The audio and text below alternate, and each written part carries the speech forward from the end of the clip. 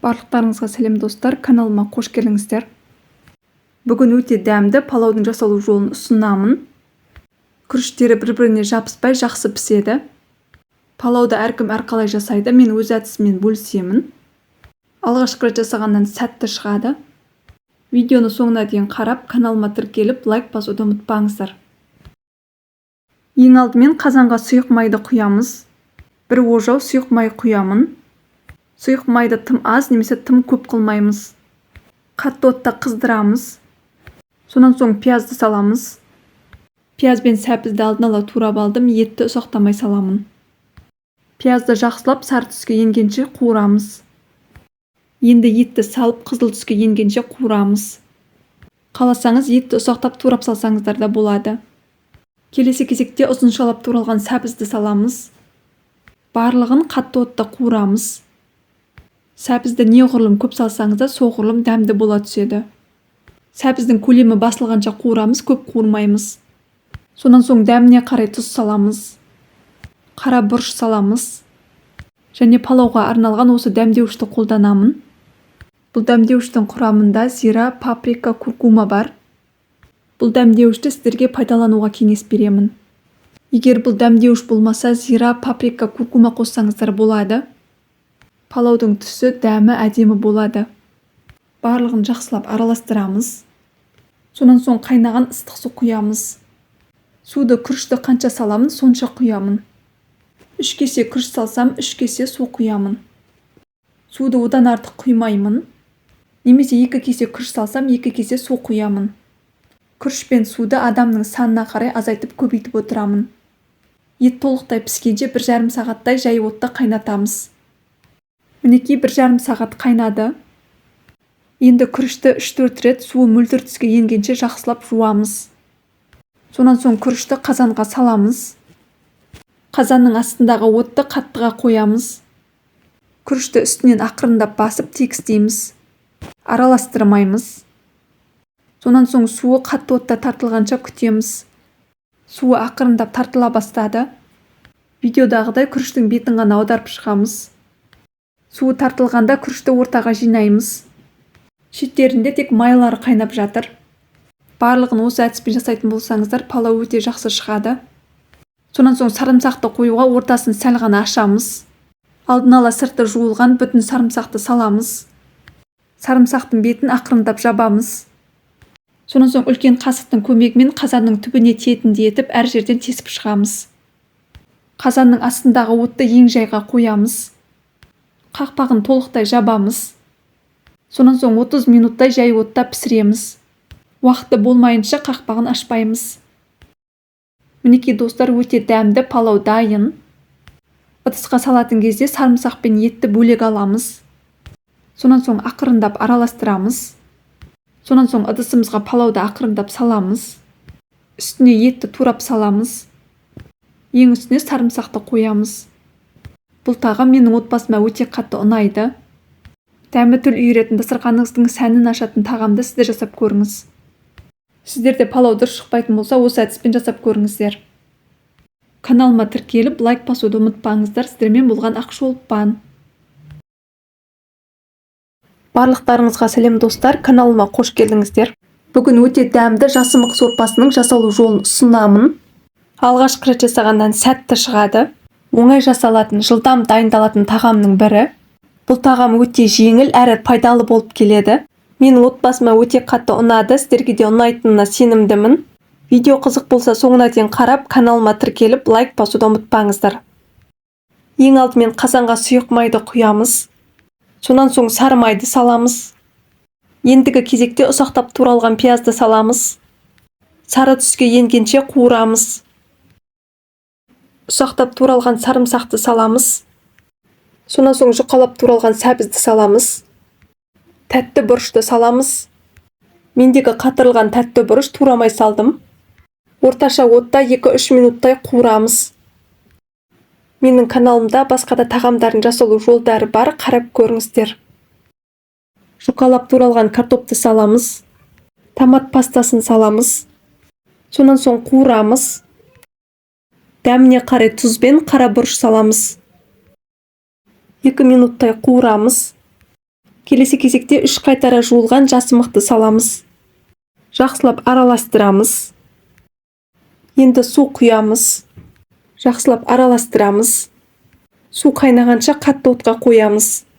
Көбіктері шығып жатса алып тастасаңыздар болады. Қақпағын жабамыз, жай отта 15 минут пісіреміз. 15 минут өтті, отымызды өшіреміз. Блендердің көмегімен барлығын жақсылап езіп шығамыз. Егер суы тартылып қалып қою болып жатса, үстіне қайнаған ыстық су құйсаңыздар болады.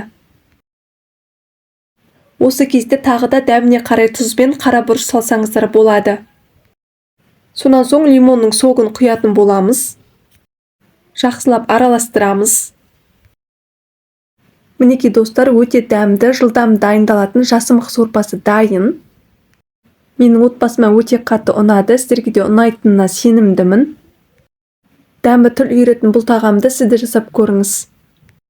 Осы видео ұнаса достар, каналыма тіркеліп, лайк басуды ұмытпаңыздар. Сіздермен болған Ақшолпан. Барлықтарыңызға сәлем достар, каналыма қош келдіңіздер. Бүгін сіздермен қазақтың ұлттық тағамы қарын бүрменің дайындалу әдісімен бөлісемін. Қазақ халқы әу бастан қуаты жоғары, құнарлы тағамдарды жиі пайдаланған. Өте дәмді болып шығады, кез келген мерекелік дастарханға, қадірлі қонақтарға ұсынуға болады. Менің отбасыма өте қатты ұнады, сіздерге де ұнайтынына сенімдімін. Дастарханыңыздың сәнін ашатын, дәмі тіл үйіретін тағамды сіз де жасап көріңіз. Видеоны соңына дейін қарап, каналыма тіркеліп, лайк басуды ұмытпаңыздар. Бізге керекті заттардың барлығын видеоның астына описанияға жазып қалдырамын. Мендегі жылқының қартасы. Алдын ала тұзды суға жақсылап жуып, артық бездерінен тазалап алдым. Сонан соң етті жақсылап жуып, тазалап, үлкен бөліктерге бөліп алдым. Жылқының, сиырдың немесе қойдың етін пайдалансаңыздар болады. Пияз бен сарымсақты жұқалап турап алдым. Мендегі картоптар үлкен болғандықтан ортасынан бір рет бөлдім. Егер сіздерде ұсақ болатын болса, бөлмей салсаңыздар болады. Сонан соң сәбізді турап алдым. Және қазы қосатын боламын. Дәміне қарай тұз бен қара бұрыш пайдаланамыз. Келесі кезекте туралған ет пен көкөністерге дәміне қарай тұз бен қара бұрышты салып, жақсылап араластырамыз. Тұз бен бұрышты жеткілікті етіп саламыз. Артық немесе кем болмағаны дұрыс. Менің каналымда қазақтың ұлттық тағамдар бауырсақ, ши бауырсақ, шелпек, ірімшік, сонымен қатар майсөктің жасалу жолдары бар, қарап көріңіздер. Барлығын араластырып дайындап алдым. Енді дайын тұрған қартаға қазыны, араласқан көкөністердің барлығын саламыз. Салған кезде қатты нығыздамаймыз, пісу барысында жарылып кетуі мүмкін.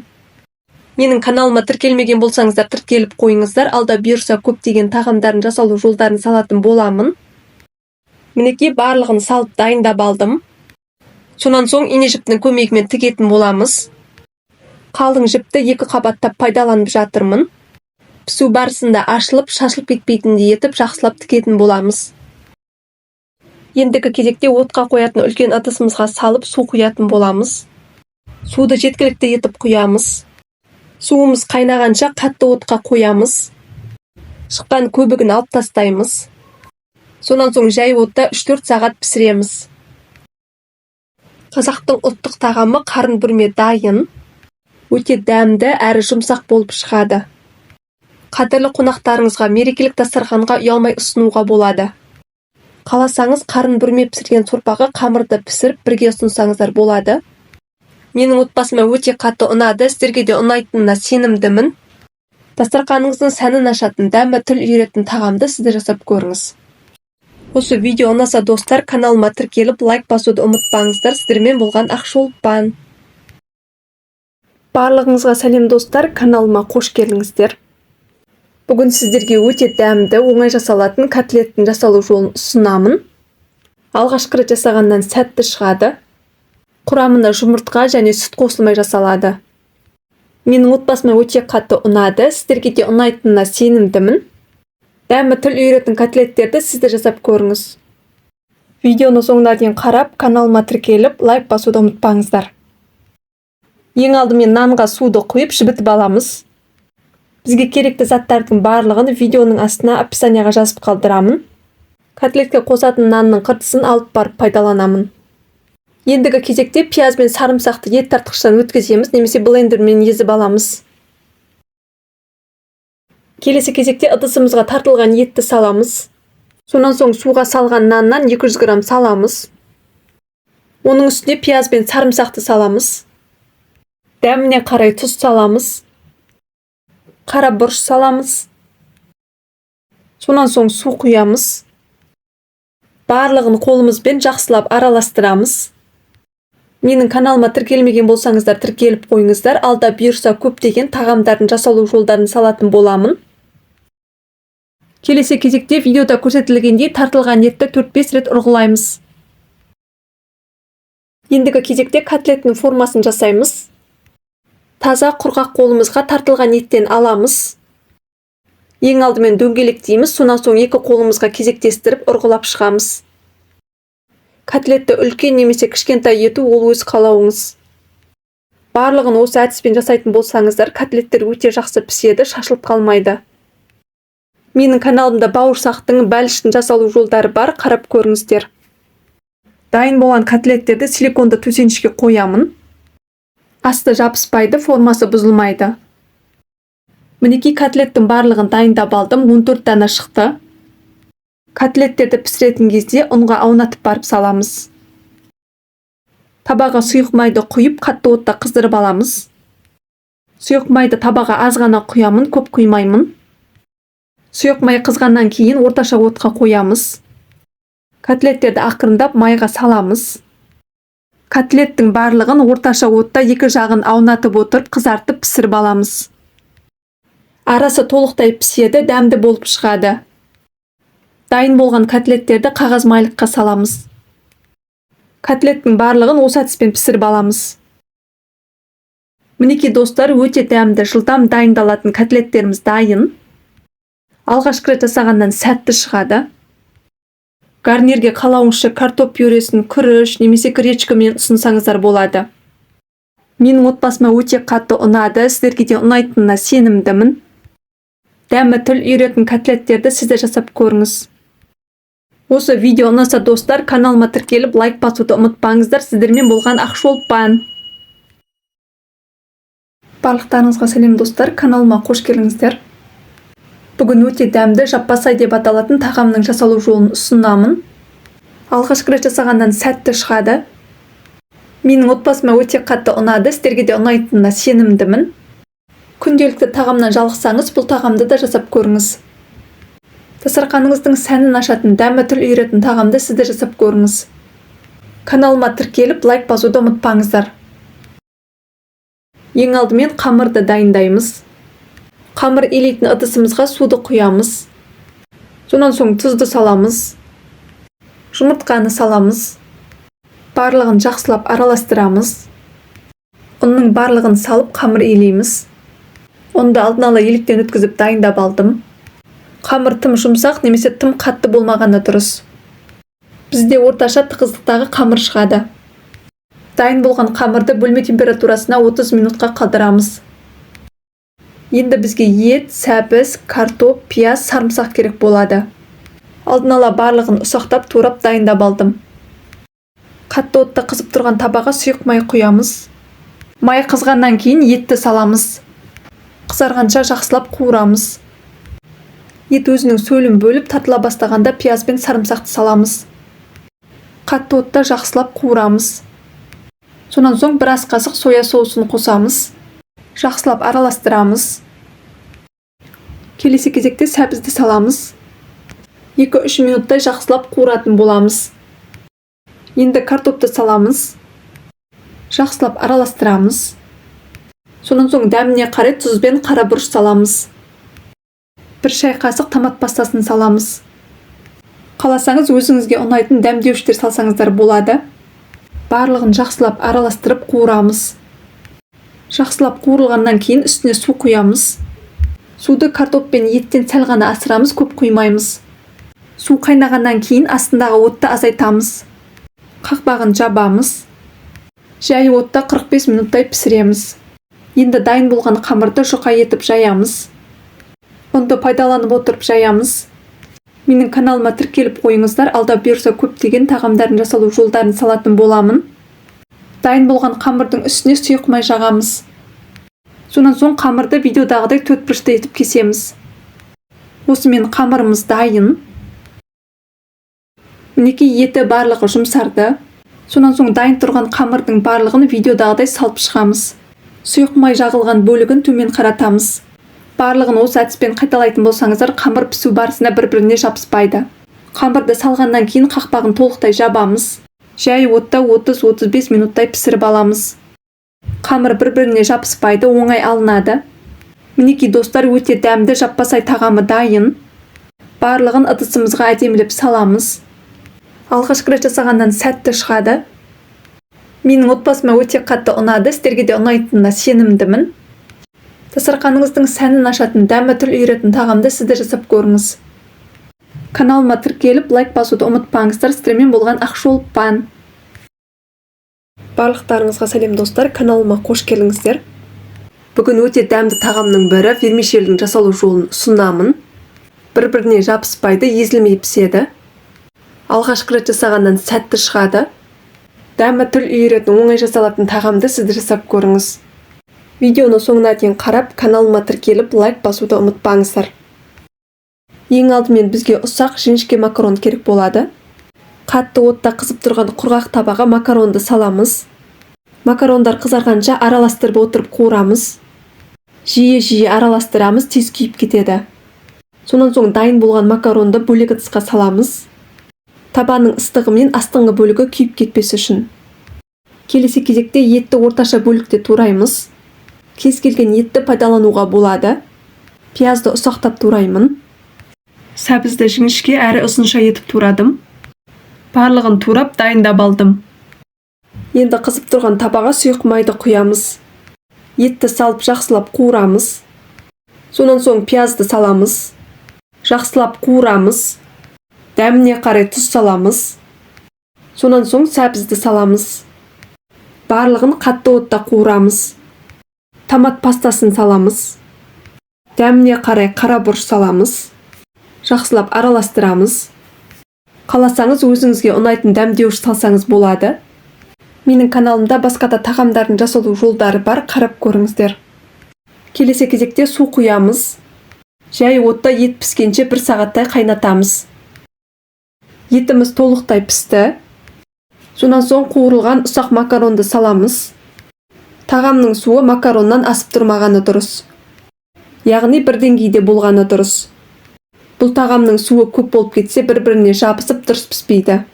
Макаронды салғаннан кейін араластырмаймыз. Қақпағын толықтай жабамыз. Жай отта 20 минут пісіреміз. Мінекей достар, өте дәмді, тойымды тағам дайын. Бір-біріне жабыспайды, езілмей піседі. Алғашқы рет жасағаннан сәтті шығады. Дәмі тіл үйіретін, оңай жасалатын тағамды сізді жасап көріңіз. Осы видео ұнаса достар, каналыма тіркеліп, лайк басуды ұмытпаңыздар. Сіздермен болған Ақшолып Пан. Барлықтарыңызға сәлем достар, каналыма қош келдіңіздер. Бүгін өте дәмді қуырылған картоптың жасалу жолымен бөлісемін. Құрамына ет қосылмайды, жылдам дайындалады. Бұл тағамды отбасымызбен жақсы көреміз. Шайнамай жыртуға болады. Толықтай піседі, жұп-жұмсақ болып шығады. Дәмі тіл үйіретін қош иісті тағамды сізді жасап көріңіз. Видеоны соңына дейін қарап, каналыма тіркеліп, лайк басуды ұмытпаңыздар. Ең алдымен картопты ұзынша әрі жіңішке етіп турап аламыз. Картоп пен пиязды жуғаннан кейін құрғатып барып тураймыз. Сонан соң пиязды жіңішке етіп тураймыз. Қаласаңыз өзіңізге қалай ұнайды, солай турасаңыз болады. Картоп пен пиязды турап дайындап алдым. Келесі кезекте табаны қатты отта қыздырып аламыз. Сонан соң сұйық майды құямыз. Сұйық майдың тым аз немесе көп болмағаны дұрыс. Қатты отта қызып тұрған майға туралған картоптарды саламыз. Табаның астындағы от орташадан жоғары болғаны дұрыс. Картопты салғаннан кейін астыңғы бөлігі қызарғанша араластырмаймыз. Картоптың астыңғы бөлігі қызарғанда қатты қуырып жатқан дауысы азая бастайды. 2-3 минуттай уақыт кетеді. Тағамды араластырғанда видеода көрсетілгендей араластырамыз. Картоптар бөлініп кетпейтіндей ақырындап араластырамыз. Дәл осы әдіспен картоптың асты қызарғанда 2-3 рет қайталаймыз. Сонан соң дәміне қарай тұз саламыз. Қара бұрыш саламыз. Сонан соң сарымсақ саламыз. Сарымсақтың кептірілген түрін салып жатырмын. Қаласаңыз сарымсақтың балғын түрін ұсақтап салсаңыз болады. Бұл тағам пісіп жатқанда бетін жаппаймыз, яғни қақпағын пайдаланбаймыз.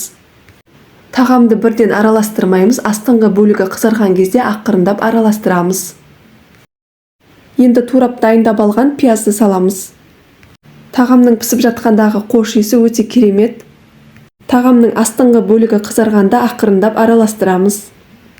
Менің каналымда оңай жасалатын тағамдардың жасалу жолдары бар, қарап көріңіздер.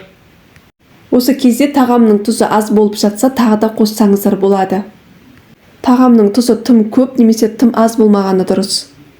Картопты адамның санына қарай көбейтіп немесе азайтып саласыздар. Тағамның астыңғы бөлігі қызарғанда ақырындап араластырып алдым. Осы әдісті 2-3 рет қайталаймыз. Сонан соң піскен тағамды ыстықтай дастарханға ұсынамыз. Мінекей достар, өте дәмді, жылдам дайындалатын тағам дайын. Шайнамай жыртуға болады. Бұл тағамды отбасымызбен жақсы көреміз. Дәмі тіл үйіретін, хош иісті болып шығатын тағамды сіздер жасап көріңіз. Осы видео ұнаса достар, каналыма тіркеліп лайк басуды ұмытпаңыздар. Сіздермен болған Ақшолпан. Барлығыңызға сәлем достар, каналыма қош келдіңіздер. Бүгін сіздерге өте дәмді таңғы асқа арналған шакшука тағамының жасалу жолын ұсынамын. Тартылған ет қосылып жасалады. Жылдам дайындалады, ерекше тағамның бірі. Сіздерді жасап көріңіздер, ұнайтынына сенімдімін. Видеоны соңына дейін қарап, каналыма тіркеліп лайк басуды ұмытпаңыздар. Бізге керекті заттар: тартылған ет, жұмыртқа, пияз, қызанақ, сарымсақ, сұйық май, паприка, тұз және қара бұрыш. Барлығының мөлшерін видеоның астына описанияға жазып қалдырамын. Ең алдымен пияз бен қызанақты ұсақтап турап аламыз. Сарымсақты үкіштен өткізіп аламыз. Достар, менің каналымда жылдам дайын болатын пиццаның жасалу жолы бар, қарап көріңіздер. Мінекей барлығын дайындап алдым. Келесі кезекте табаны қыздырып сұйық май құямыз. Сонан соң тартылған етті қосып жақсылап қуырамыз. Ұсақтап туралған пияз бен үкіштен өткізілген сарымсақты қосамыз. Орташа отта 5 минуттай қуырамыз. Енді ұсақтап туралған қызанақты салып 8 минуттай қуырамыз. Осы кезде дәміне қарай қара бұрыш, тұз және паприка саламыз. Ащыны жақсы көрсеңіз, қызыл бұрыш қосыңыз. Барлығын жақсылап қуырамыз. Менің каналыма тіркеліп қойыңыздар, алда бұйырса көптеген тағамдардың жасалу жолдарын салатын боламын. Келесі жасайтынымыз жұмыртқаны саламыз. Адамның санына қарай жұмыртқаны көбейтіп немесе азайтып саласыздар. Жұмыртқаны салғаннан кейін жай отта 8-10 минуттай пісіреміз. Қаласаңыз бетіне ас көк салсаңыздар болады. Мінекей достар, осымен шакшука тағамы дайын. Өте дәмді, ерекше таңғы астың бірі. Сіздерді жасап көріңіздер, ұнайтынына сенімдімін. Жасалу жолы өте оңай, жылдам дайындалады. Осы видео ұнаса достар, каналыма тіркеліп лайк басуды ұмытпаңыздар. Сіздермен болған Ақшолпан. Барлықтарыңызға сәлем достар, каналыма қош келіңіздер. Бүгін өте дәмді, жылдам дайындалатын тағамның жасалу жолын ұсынамын. Тұшпараны табада пісіреміз. Алғашқы рет жасағаннан сәтті шығады. Менің отбасыма өте қатты ұнады, сіздерге де ұнайтынына сенімдімін. Видеоны соңына дейін қарап, каналыма тіркеліп лайк басуды ұмытпаңыздар. Ең алдымен табаны қатты отқа қоямыз. Сонан соң сары майды саламыз. Бізге керекті заттардың барлығын видеоның астына описанияға жазып қалдырамын. Енді тұшпараны саламыз. Мен дүкендегі тұшпараны қолдандым. Қатты отта 5 минут қуырамыз. Дәміне қарай тұз саламыз. Қара бұрыш саламыз. Паприка саламыз. Сонан соң қаймақ саламыз. Ыстық су құямыз. Өзіңізге ұнайтын дәмдеуішті салсаңыз болады. Жақсылап араластырамыз. Қақпағын жабамыз. Жай отта 5 минут пісіреміз. Менің каналымда басқа да тағамдардың жасалу жолдары бар, қарап көріңіздер. Енді қақпағын ашамыз. Сонан соң үкіштен өткізілген ірімшікті саламыз. Ас көкті саламыз. Араластырмаймыз. Қақпағын жабамыз. Жай отта 3 минутқа қалдырамыз. Мінекей достар, ең оңай, ең дәмді тағам дайын. Алғашқы рет жасағаннан сәтті шығады. Қаймақпен бірге жесеңіздер, одан әрі дәмді бола түседі. Менің отбасыма өте қатты ұнады, сіздерге де ұнайтынына сенімдімін. Дәмі тіл үйіретін, тез пісетін тағамды сіз де жасап көріңіз. Осы видео ұнаса достар, каналыма тіркеліп, лайк басуды ұмытпаңыздар. Сіздермен болған Ақшолпан. Барлықтарыңызға сәлем достар, каналыма қош келіңіздер. Бүгін өте дәмді қырыққабат орамдарын жасаймыз. Менің отбасыма өте қатты ұнады, сіздерге де ұнайтынына сенімдімін. Дастарханыңыздың сәнін ашатын, дәмі тіл үйіретін тағамды сіз де жасап көріңіз. Оңай жасалады, алғашқы рет жасағаннан сәтті шығады. Видеоны соңына дейін қарап, каналыма тіркеліп, лайк басуды ұмытпаңыздар. Ең алдымен видеодағыдай орам жапырақтың артық жерін алып тастаймыз. Орам жапырақ балғын кезінде сынғыш болғандықтан суға қайнатамыз. Отқа қоятын ыдысымызға орам жапырақты видеодағыдай саламыз. Жеткілікті етіп су құямыз. Суымыз қайнағанша қатты отқа қоямыз. Су қайнағаннан кейін жай отқа қоямыз. 8 минуттай жай отта тұрады. Ал біз әзірге салмасын дайындаймыз. Ең алдымен ыдысымызға тартылған етті саламыз. Сонан соң күрішті саламыз. Ұсақтап туралған пиязды саламыз. Үкіштен өткізілген сарымсақты саламыз. Суды құямыз. Дәміне қарай тұз саламыз. Қара бұрыш саламыз. Сонан соң аскөк саламын. Өзіңізге ұнайтын кез келген дәмдеуішті салуға болады. Барлығын жақсылап араластырамыз. Менің каналымда басқа да тағамдардың жасалу жолдары бар, қарап көріңіздер. Жай отта орам жапырақ 8 минуттай қайнады. Енді ақырындап жапырақтарын бөлек аламыз. Ыстық судан шыққан орам жапырақты ортасынан бөліп пайдаланамын. Қаласаңыз бүтін күйінде пайдалануға болады. Орам жапырақтың қалың жерін пышақпен жұқалап алып тастаймыз.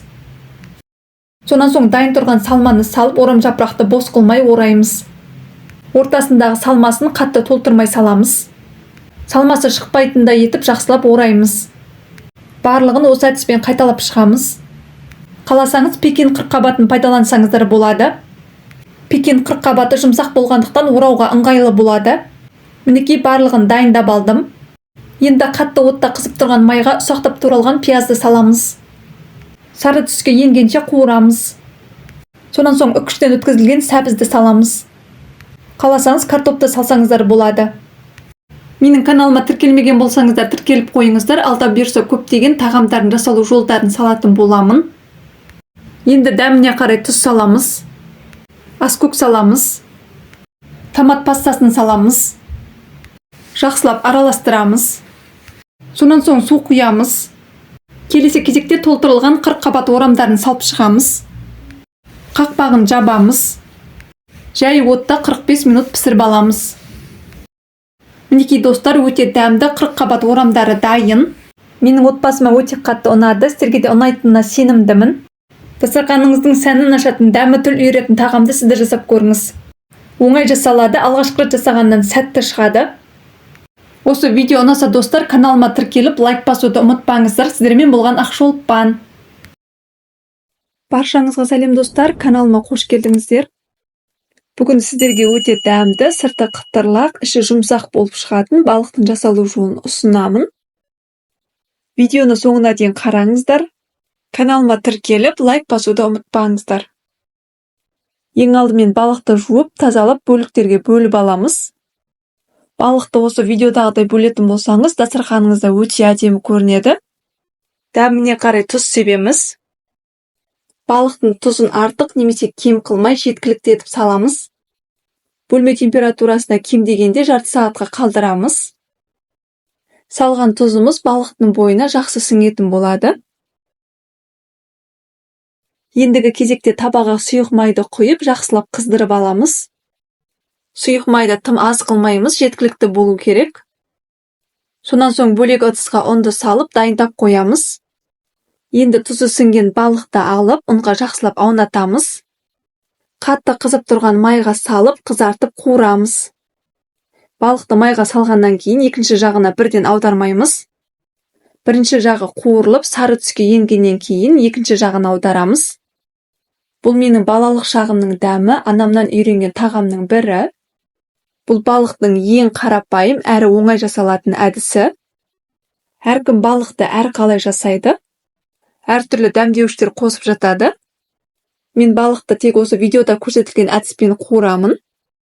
Осы әдіспен жасауға кеңес беремін. Балық дәмін өз бойында жақсы сақтайтын болады. Барлық балықты осы видеодағыдай қуырамыз. Дайын болған балықтарды қағаз майлықтың үстіне қоямыз. Балықтың бойындағы артық майларды қағаз майлық өз бойына сіңіріп алады. Мінекей достар, өте оңай әрі дәмді болып шығатын балықтар дайын. Сырты қытырлақ, іші жұмсақ болып шығады. Сіздерге де осылай жасап көруге кеңес беремін. Осы видео ұнаса достар, каналыма тіркеліп, лайк басуды ұмытпаңыздар. Сіздермен болған Ақшолпан. Баршаңызға сәлем достар, каналыма қош келдіңіздер. Бүгін сіздерге өте дәмді французша ет тағамының жасалу жолын ұсынамын. Жасалу жолы өте оңай әрі қарапайым. Видеоны соңына дейін қарап, каналыма тіркеліп, лайк басуды ұмытпаңыздар.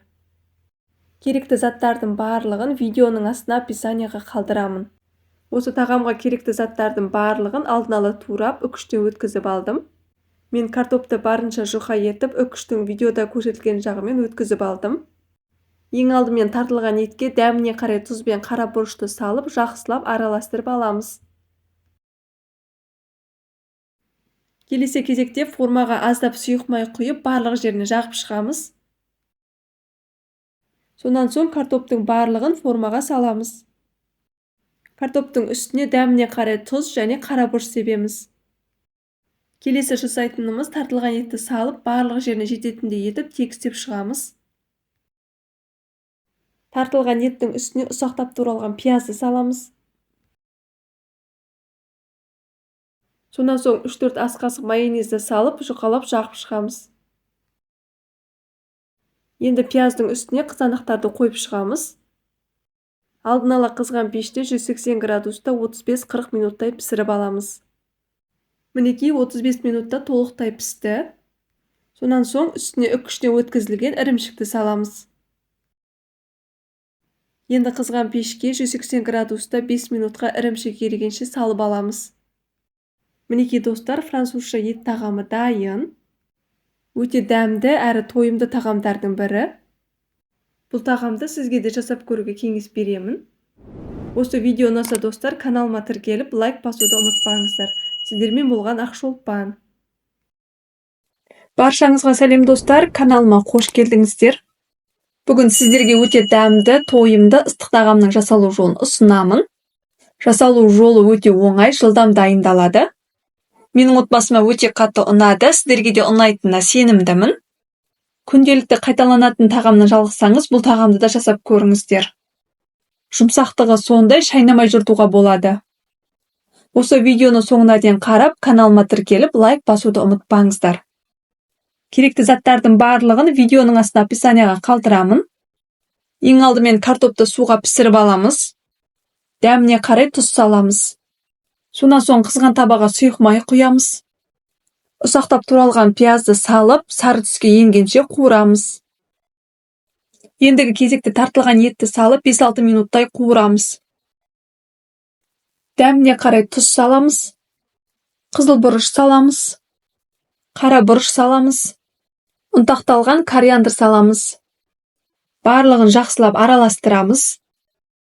Қақпағын жауып, жай отта 10 минутқа қалдырамыз. Сонан соң кез келген көкшөптен қоса берсеңіздер болады. Мен ақ желкені салып жатырмын. Жақсылап араластырамыз. Осымен біздің салмамыз дайын. Келесі жасайтынымыз піскен картопты судан аламыз. Сары майды салып, жақсылап езіп аламыз. Келесі кезекте сүтті құямыз. Тағы да жақсылап еземіз. Бір дана жұмыртқаны саламыз. Жақсылап еземіз. Тағы да дәміне қарай тұз салсаңыздар болады. Мен салмаймын, пісіп жатқанда молдау етіп салдым. Мінекей картоп пюресі дайын. Енді формаға сары май жағып аламыз. Дайын тұрған пюренің жартысын формаға саламыз. Жан жағына жайып, тегістеп шығамыз. Сонан соң дайын тұрған салманың барлығын саламыз. Қасықтың көмегімен жан-жағына тегістеп жайып шығамыз. Ендігі кезекте пюренің қалған бөлігін саламыз. Жақсылап тегістеп шығамыз. Бетіне бөлме температурасындағы жұмсақ сары майды жағып шығамыз. Алдын ала қызып тұрған пеште 180 градуста 30 минуттай пісіріп аламыз. Мінекей достар, өте дәмді, тойымды ыстық тағам дайын. Жасалу жолы өте оңай, сіздерге де жасап көруге кеңес беремін. Видеоны соңына дейін қарағандарыңызға рахмет, астарыңыз дәмді болсын. Осы видео ұнаса достар, каналыма тіркеліп, лайк басуды ұмытпаңыздар. Сіздермен болған Ақшолпан. Барлығыңызға сәлем достар, каналыма қош келдіңіздер. Бүгін сіздерге өте дәмді, жылдам дайындалатын орама нанның жасалу жолын ұсынамын. Құрамына ет қосылмай жасалады. Менің отбасыма өте қатты ұнады, сіздерге де ұнайтынына сенімдімін. Видеоны соңына дейін қарап, каналыма тіркеліп, лайк басуды ұмытпаңыздар. Ең алдымен қамырын дайындаймыз. Електен өткізілген ұнның үстіне жұмыртқаны саламыз. Сонан соң тұзды саламыз. Жылы суды құямыз. Бізге керекті заттардың барлығын видеоның астына описанияға жазып қалдырамын. Сонан соң қолға жабыспайтын жұмсақ қамыр илейміз. Дайын болған қамырдың бетін жабамыз. Бөлме температурасына 30 минутқа қалдырамыз. Әзірге салмасын дайындаймыз. Ең алдымен пиязды жұқалап тураймыз. Сәбізді үккіштен өткіземіз. Менің каналыма тіркелмеген болсаңыздар, тіркеліп қойыңыздар. Алда бұйырса көптеген тағамдардың жасалу жолдарын салатын боламын. Сәбіз бен пиязды дайындап алдым, енді қуырамыз. Табаға сұйық майды құйып қыздырып аламыз. Пиязды салып қуырамыз. Сонан соң сәбізді саламыз. Дәміне қарай тұз саламыз. Орташа отта жақсылап қуырамыз. Салмамыз дайын, отымыздан аламыз.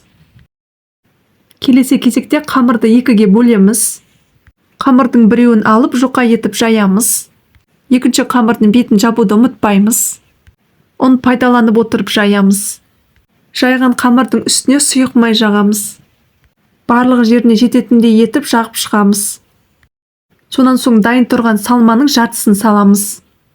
Барлық жеріне жететіндей етіп жайып шығамыз. Ендігі кезекте қамырды рулет тәріздес етіп ораймыз. Сонан соң мантаварканы сұйық маймен майлап, қамырды орналастырамыз. Енді қамырдың бетіне жұқалап сұйық май жағамыз. Екінші қамырды дәл осылай қайталап шығамыз. Мантаварканы қайнап тұрған суға қойып 30 минут пісіреміз. Мінекей достар, өте дәмді, ет қосылмай жасалатын орама нан дайын. Жылдам дайындалады, оңай жасалады. Менің отбасыма өте қатты ұнады, сіздерге де ұнайтынына сенімдімін. Дәмі тіл үйіретін тағамды сізде жасап көріңіз. Осы видео ұнаса достар, каналыма тіркеліп, лайк басуды ұмытпаңыздар. Сіздермен болған Ақшолпан. Баршаңызға сәлем достар, каналыма қош келдіңіздер. Бүгін сіздерге өте дәмді, ыстық тағамның бірі қазан кебаптың жасалу жолын ұсынамын. Жасалу жолы өте оңай, жегенге жұп-жұмсақ болып шығады. Менің отбасыма өте қатты ұнады, сіздерге де ұнайтынына сенімдімін. Видеоны соңына дейін қараңыздар. Ең алдымен қазанға сұйық майды құйып қыздырып аламыз. Сұйық майды жеткілікті етіп құямыз, аз болып қалмауы керек. Сонан соң картопты салып, қызартып қуырып аламыз. Сіздерде картоп майда болса, бөлмей-ақ пайдалана берсеңіздер болады. Мендегі картоп ірі болғандықтан видеодағыдай бөліп алдым. Картопты жуып тазалағаннан кейін міндетті түрде құрғатып аламыз. Мен барлығын қағаз майлықпен сүртіп алдым. Қызарып қуырылған картопты бөлек ыдысқа салып қоямыз. Картоптың барлығын қызартып қуырып алдым. Келесі кезекте осы картоп қуырылған майға етті қызартып қуыратын боламыз. Етті қатты ұсақта, іріде қылмай, орташа бөлікте бөліп алдым. Достар, менің каналымда басқа да ыстық тағамдардың жасалу жолдары бар, қарап көріңіздер. Қызарып қуырылған етті бөлек ыдысқа саламыз. Сонан соң қазандағы сұйық майдың артығын басқа ыдысқа құйып аламыз. Енді бізге сұйық май көп қажет емес. Сұйық майдан аз ғана қалдырамыз. Осы кезде қазанның астын жай отқа қоямыз. Қазанға ең алдымен қуырылған етті саламыз. Дәмдеуіштерді ыдысқа салып дайындап алдым. Дәмдеуіштерді алдын ала араластырып аламыз. Сонан соң дәмдеуіштерді етке қалауынша салып араластырамыз. Келесі жасайтынымыз картопты саламыз. Картоптың үстіне дәміне қарай дәмдеуіштерді саламыз. Қайнап тұрған судан аз ғана құямыз, көп құймаймыз. Қақпағын жауып, ең жай отта 1,5 сағаттай пісіріп аламыз. Піскенше, яғни 1,5 сағатқа дейін қақпағын ашпаймыз. Мінекей достар, өте дәмді, жұп-жұмсақ болып шығатын қазан кебап тағамы дайын. Менің отбасыма өте қатты ұнады, сіздерге де ұнайтынына сенімдімін. Дәмі тіл үйіретін тағамды сізді жасап көріңіз. Осы видео ұнаса достар, каналыма тіркеліп, лайк басуды ұмытпаңыздар. Сіздермен болған Ақшолпан. Баршаңызға сәлем достар.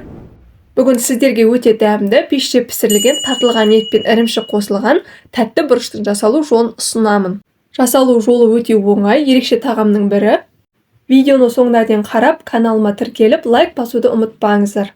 Бізге керекті заттар сарымсақ, тартылған ет, ірімшік, пияз, қызанақ және тәтті бұрыш. Ең алдымен ыдысқа тартылған етті салып, оның үстіне ұсақтап туралған пиязды саламыз. Сонан соң ұсақтап туралған қызанақты саламыз. Оның үстіне үкіштен өткізілген сарымсақты саламыз.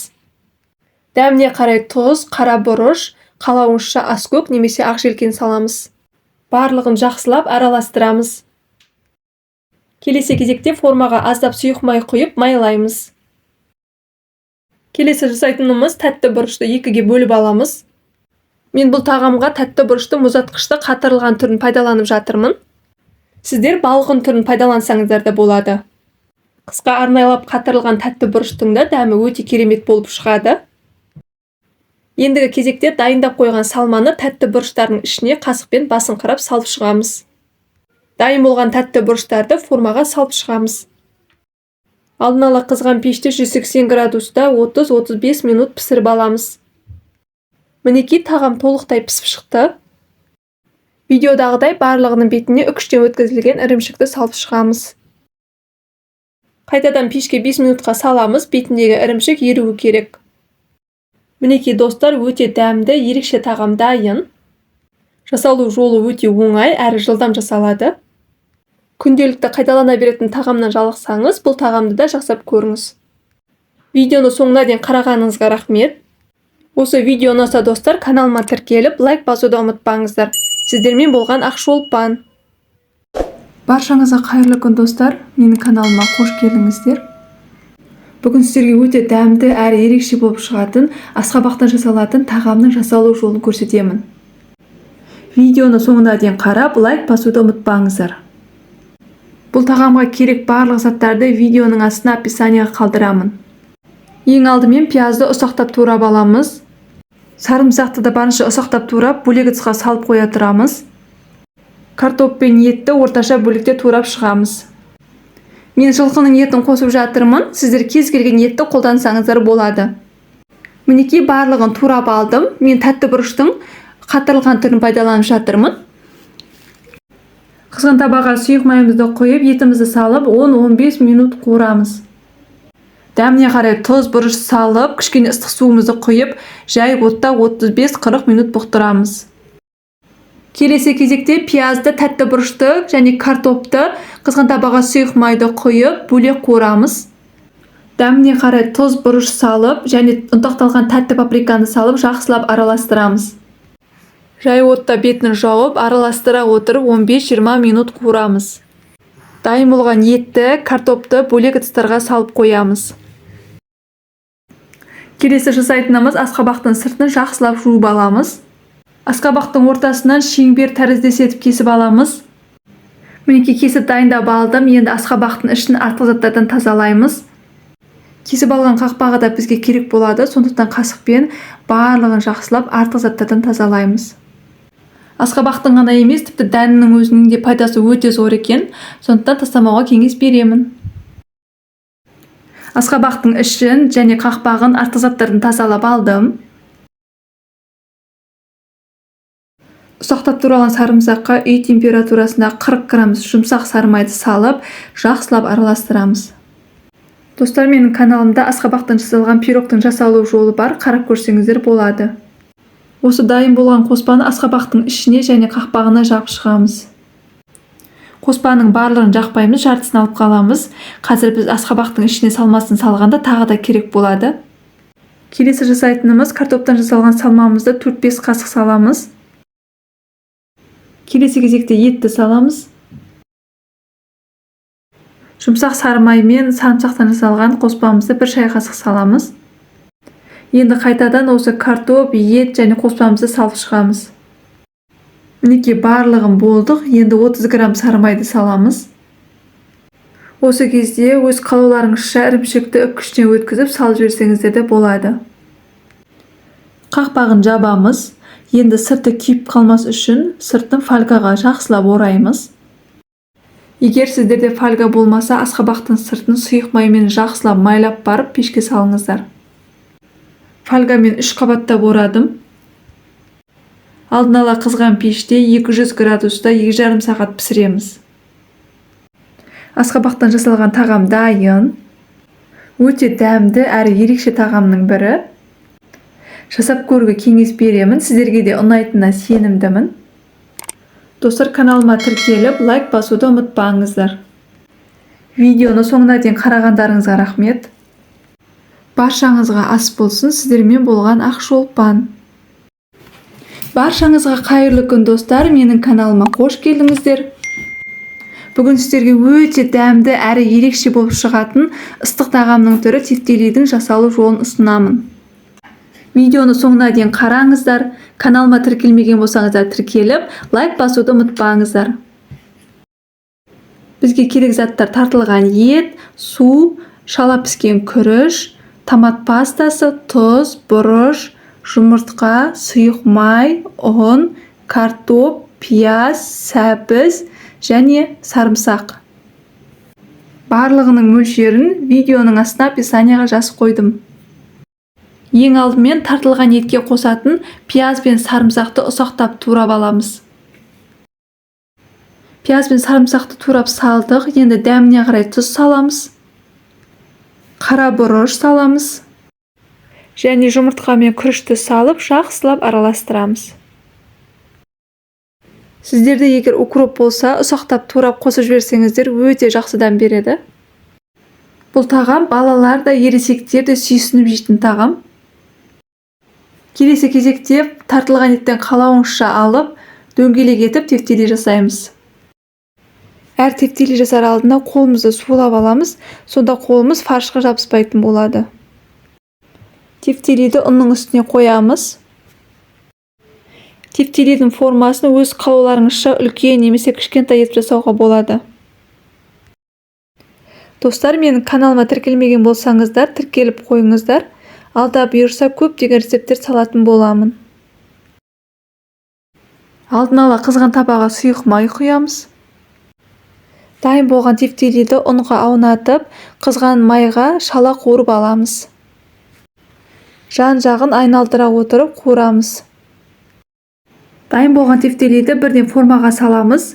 Формаға май ешнәрсе жақпаймыз. Орташа отта барлығын қуырып аламыз. Біз тефтелиді қуырып алдық. Енді келесі кезекте соусын дайындайтын боламыз. Ол үшін қызған табаға 2 ас қасық сұйық май құйып, 1 ас қасық томат пастасын салып, дәміне қарай тұз, бұрыш салып қуырамыз. Көп қуырмаймыз, 1 минут қуырса жеткілікті. Үстіне дайындап қойған суды құйып, жақсылап араластырып, жай отта 5 минут қайнатамыз. 5 минуттан кейін біздің соусымыз дайын. Соус қайнағаннан кейін дәмін көресіздер, тұз аз болмауы керек. Біз картоп пен сәбізді ешқандай тұзсыз саламыз, сондықтан осы соустың тұзы жеткілікті болу керек. Егер аз болып жатса, тағы да саласыздар. Соус дайын болғанша сәбіз бен картопты тураймыз. Сәбізді жұқа етіп тураймыз, картопты сәл қалыңдау етіп тураймыз. Сәбіз бен картопты турап алдық, енді формаға орналастырамыз. Тағы да дәм беру үшін мен қатырылған тәтті бұрышты салдым. Бұл міндетті емес. Сәбіз бен картоптың барлығын формаға салып шығамыз. Дайын болған соусты осылай барлығының үстіне құйып шығамыз. Алдын ала қызған пеште 180 градуста 45-50 минутта пісіріп аламыз. Мінекей достар, тефтили дайын, өте дәмді болып шығады. Міндетті түрде жасап көріңіздер. Сіздерге де ұнайтынына сенімдімін. Менің отбасыма да өте қатты ұнады. Видеоны соңына дейін қарағандарыңызға рахмет. Осы видео ұнаса достар, каналыма жазылып, лайк басуды ұмытпаңыздар. Ас болсын, сіздермен болған Ақшолпан.